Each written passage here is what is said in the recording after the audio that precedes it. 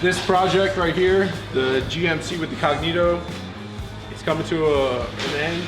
We are going to try to see if those 38s that we wanted to work earlier, if we can make those work. Tony's going to actually take that over for me because I got another special project over there we're going to start on.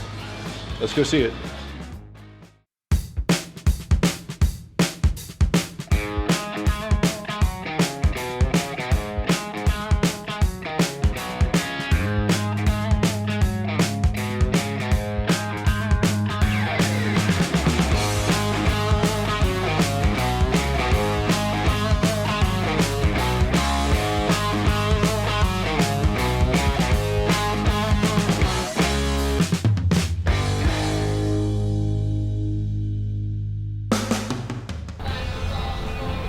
This project right here is equally as exciting to me and hopefully you as the black AT4. It is a Ford, so if you're not a Ford fan, maybe it's not for you, but I think you're gonna love it. Same type of adventure rig, same type of, we don't know exactly the end goal except for what components that we already have here, but I don't even know if the customer knows. He hasn't even taken delivery of this truck yet. We got it straight from the dealership. So it's pretty cool. So let's go to the components. So like I was just saying, there's some knowns and there's some unknowns about this project, which is pretty cool and pretty exciting because we can be a little creative. Just like on the black AT4, it's like a never-ending passion project. He could take it today, he could take it 5 years from now, you know, it might never be done. But right now, what we're starting with is a Carly 4.5-inch backcountry kit. It's got Fox reservoir shocks, things like that. Also had an airlift system in the rear, ADD front and rear bumpers, Baja lights all the way around, Magdalena rooftop tent. Everything else we'll figure out and you'll see it.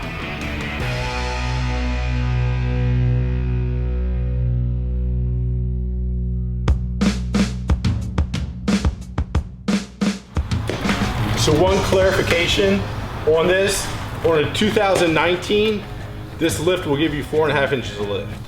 Same lift. On a 2020, it gives you 5.5 inches of lift. They redesigned the suspension geometry, the bump stop location, things like that a little bit. Luckily, everything will work and bolt on. You just get 1 inch additional lift. So just to clarify a little bit.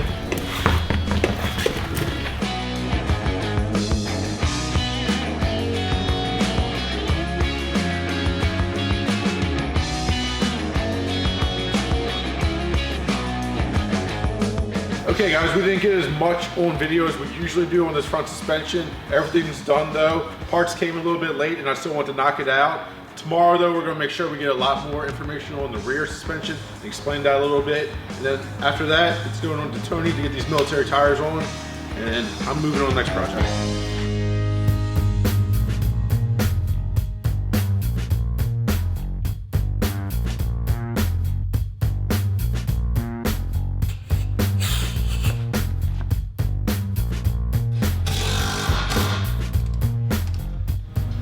Okay, on this 2020 F250, we're finally wrapping up the rear suspension. Some stuff was on back order due to the pandemic, so got everything in. We're gonna get everything together now. What I just did was the Carly / Deaver add a pack back here. It removes the rear overload spring, gives you a much better ride, much more balanced and nimble ride in the rear, as much as you can for an HD truck. The thing that you lost though is all your weight carrying capacity. So what we're doing to fix that is the airlift system. And the reason that we recommend the airlift system instead of a heavy duty leaf pack is because you can add weight in the rear and adjust for that. You can subtract weight in the rear and you're still gonna have the same stance and ride capabilities. So we'll get to installing this and here we go.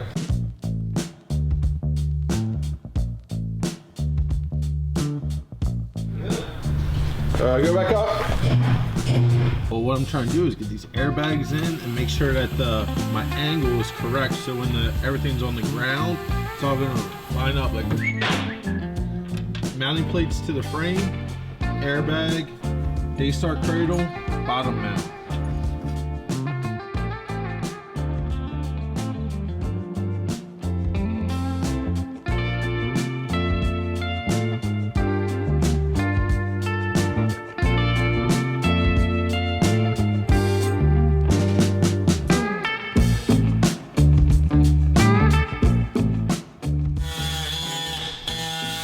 Hey folks, this is Tony from No Limit. We fit the 41s on this vehicle the other day. Love the way they fit. There's a little bit of modifications need to be done, a little trimming in the back fender, and we are anticipating the aftermarket bumpers to be here by now, which they're not because of COVID. So we are now going to fit the factory bumper on with wicked custom bumper spacers, and we're going to modify that so the customer can take the truck, drive around, enjoy for a few days or weeks until the bumpers come in. And that's pretty much it. We're also upfitting it with a tent by the end of the day today or tomorrow, so stay tuned for that as well.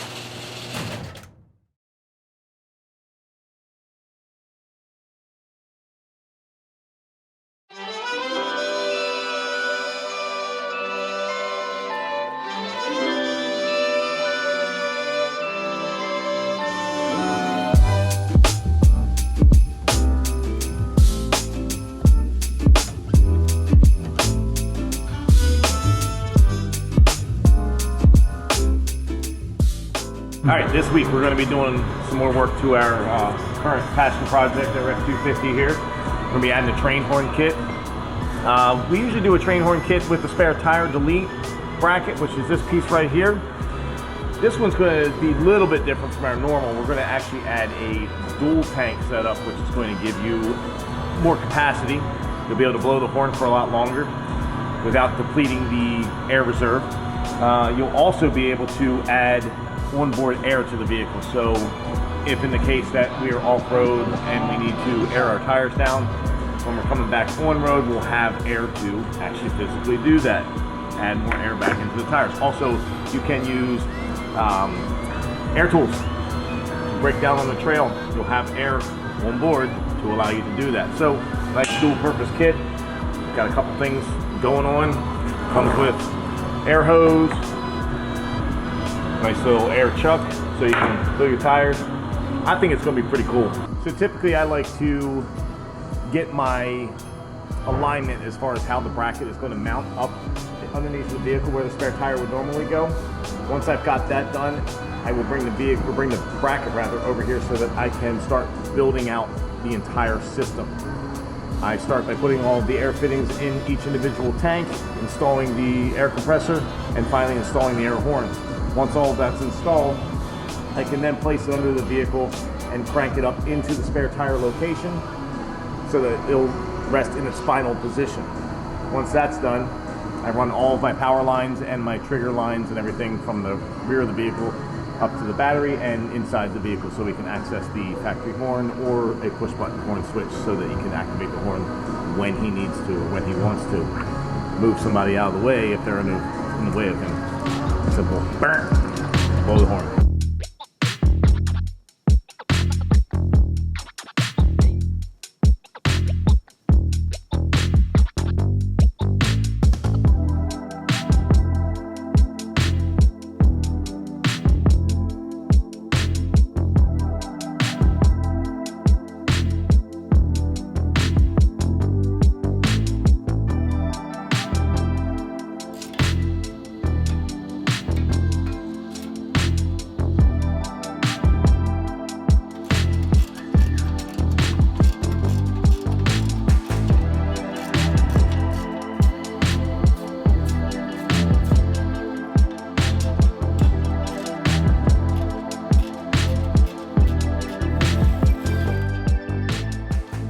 As I'm wrapping this up, we're not going to be installing this today on the vehicle.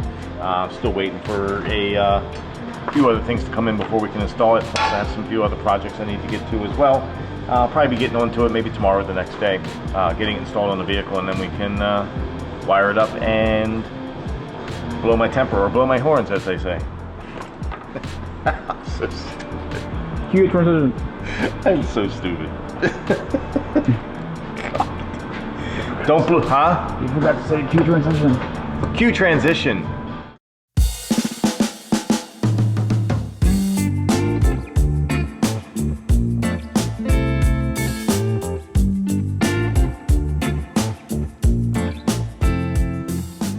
Hey folks, ladies and gentlemen, boys and girls. Today I'm assembling this front runner flat rack going on the F250 project we're involved in right now. This flat rack is actually going on the ARE cap, and then the tent will be mounting on the front runner rack. The reason we chose front runner, they have a specific Autohome hard shell tent brackets to mount, so it's all secured, it fits. Also, this thing has a lot of real estate for lighting and accessories for camping and for the customer to use while he's out doing his thing. So today we're gonna get this assembled. I'm gonna mount the rack to the cap on the ground here, and then I'm gonna mount the tent to the rack on the ground as well, and then we're gonna forklift this cap onto the truck because it's way too high in the air and way too heavy for us to lift it and put it on the vehicle. So that's what the trusty forklift's for. Nobody's back will be broken during this install, and hopefully it goes smooth. So one more thing, I want to explain this cap that we're using for the F250 build. It's an ARE cap. We installed a set of track on top of it. This is what the platform is going to be mounting to. We chose this cap. It's very durable, very usable. We did lights inside of it. We are also doing a front runner matching flat rack on the front of the cab of the vehicle. We're gonna be doing a Baja Design light bar on that and a bunch of Baja Design lights around the whole entire setup on this truck, just for lighting when he's out camping, turn it on, see a bunch of stuff. Plus we can add, we're also adding Goal Zero to the rear of it for charging and a solar panel on the front as well. So that way you're pretty much self-sufficient when you're in the woods. So first thing I'm gonna do is get the rack assembled, put the feet on the track, install the flat rack, make sure everything's good. Then we're gonna sit the tent on here, measure everything, get it lined up, even. Then install the tent on the flat rack, on the cap. And then last but not least, we will be installing the cap onto the truck, final stage. It's a lot easier, that truck's up in the air pretty high, so it's a lot easier to build everything on the ground right here. You know, everything's right in front of us. We don't have to worry about climbing up and down on the tires all day long. So this is the easiest, simplest way to build everything. No hassle, no problems. All right, let's get started.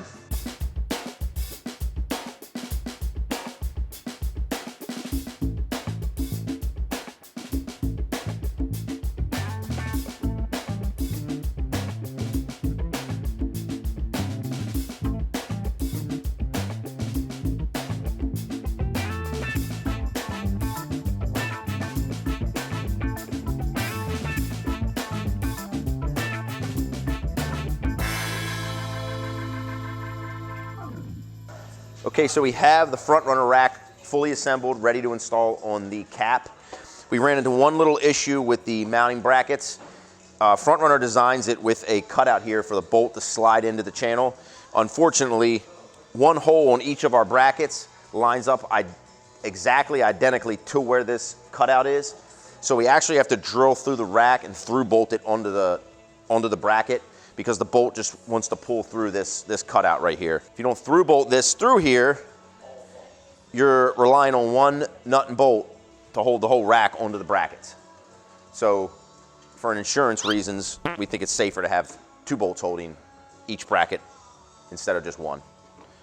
And we don't want to lose a $3,600 tent because of not putting the nut and bolt through there, because that's possible, it could happen. And that would be very unfortunate.